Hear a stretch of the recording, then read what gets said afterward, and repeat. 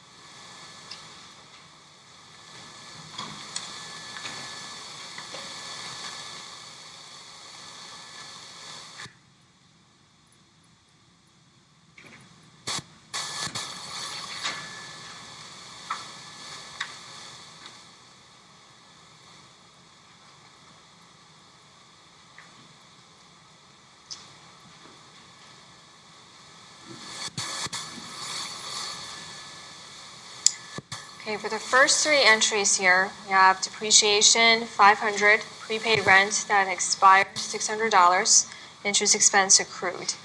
So for depreciation, even though it hasn't, supposedly the problem should be telling you even more detailed information on which type of asset they're referring to. Okay, but for simplicity purposes, this is a simpler exercise.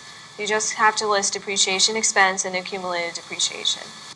If it specifies which type of asset, usually under accumulated depreciation, you have a slash furniture, slash building. Okay, for different types of asset, you have a different accumulated depreciation account, and also a different accumulated depreciation account. Okay, for this problem specifically, you just have to identify debit side is depreciation expense, regardless of what type of asset it will be under.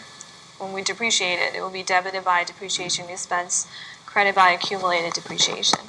So again, accumulated account is a contra asset account. Okay, reduces assets value. Fee prepayment, the rent expired, so meaning that earlier we had a prepayment before and now a part of it is no longer useful. It has expired, it's no longer in force. So we reduce prepaid rent, an asset account, and turn that into rent expense, $600. The interest expense, the reason why there's an interest expense accumulated that links to what type of money that you borrowed or lent from other corporations. So you have interest rolled based on time. As time goes by, there's interest rolling. So we would accumulate $300 and want to capture this before we give out financial statements. Okay, so debit side interest expense, credit side interest payable, $300. Okay, so now oftentimes the numbers will be given to you. But like in Chapter 8, we'll actually be going over how to calculate this when we borrow money. But here, whatever is the dollar amount given to you, as long as you make sure it's this period of time, then you just capture this here directly.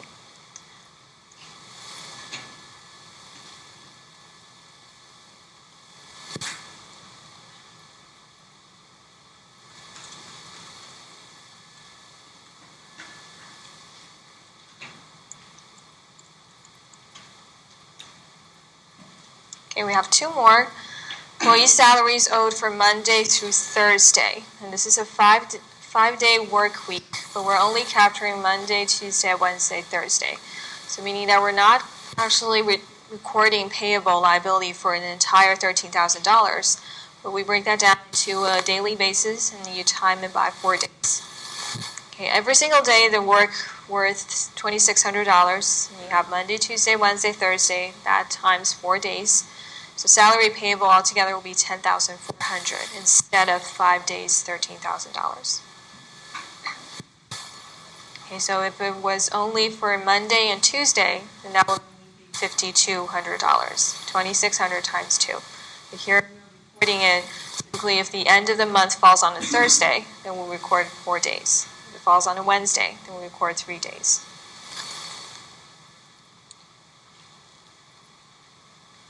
And earned service revenue, now we earned it, $1,300.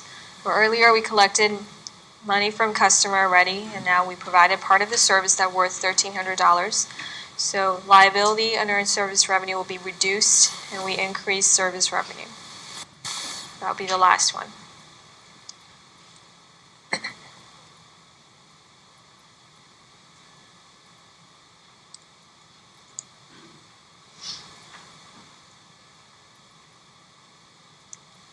Any questions for this exercise?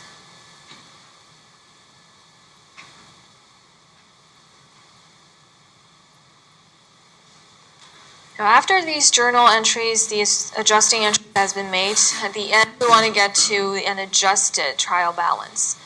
So we talked about a trial balance in Chapter 2. Remember, it captures the majority part of the journal entries, and after we post into T accounts, the balance goes into trial balance. After we do adjusting entries, then the up-to-date account balance will go into an adjusted trial balance. Okay, so the next part of this chapter will be we're actually going over how to actually complete adjusted trial balance based on these adjusting entries that we have done. So the process is really similar. We do the adjusting entries, journal entries, we post them to the T accounts, update the T accounts, then we have an updated balance for some of the accounts. we use the updated balance for adjusted trial balance sheet. Okay, again, this is an internal document that is not yet given out to corporations or users of financial statements. We only wait until financial statements. Okay, I forgot there's another question here. So if we have, after doing the journal entries, the overall overstatement and understatement for net income, this question asks you if we forgot to do adjusting entries, if we omitted these journal entries, what will be the effect to the financial that later on will be disclosed. So this effect here for net income, since it's asking you what's the effect toward net income statement only, we'll just be looking at the expense and revenues account. So for example, first three entries here, you have depreciation expense account, $500. Second, you have rent expense, $600. Third, you have interest expense, $300. All of these supposedly will go into the income statement. But if we omit these entries, then you will be missing $500. You'll be missing $600 on income statement. You'll be missing $300 of expense. So this is the first. Then we also add in the second two, we will be missing $10,400 of expenses.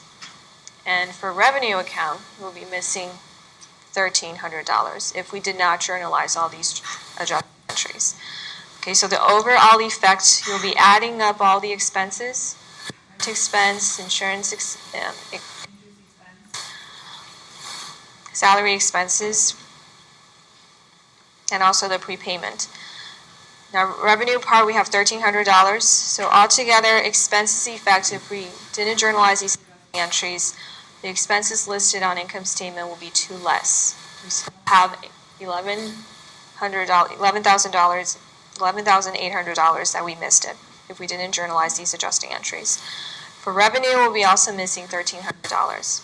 So overall, the effect is expenses more than revenue. Overall, the effect will be missing the expenses that are worth $10,500. Okay, so without these adjustments, if we omit these, then the original net income amount that we see under the unadjusted balance would be overstated by $10,500. Because in reality, we have rent expense that we used up. We have interest expense that we incurred. There's salary expense, so we still need to take into account all of those. So without those adjustments altogether, the original unadjusted trial balance will be missing $10,500.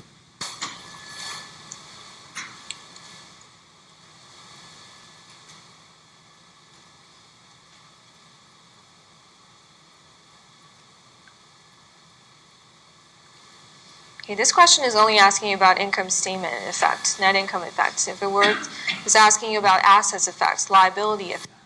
You'll be going over these entries to take a look at which ones relates to asset. So for example, prepaid rent will relate to asset. Without this journal entry, prepaid rent will be too high. Supposedly it should be $600 less. Okay, or accumulated depreciation, you'll be missing $500. So it will be too much listed there. You have actually been using a certain type of long-term asset. You should be reducing the dollar amount. Okay, so this question is asking you about income, net income amount, so you just look at revenues and expenses.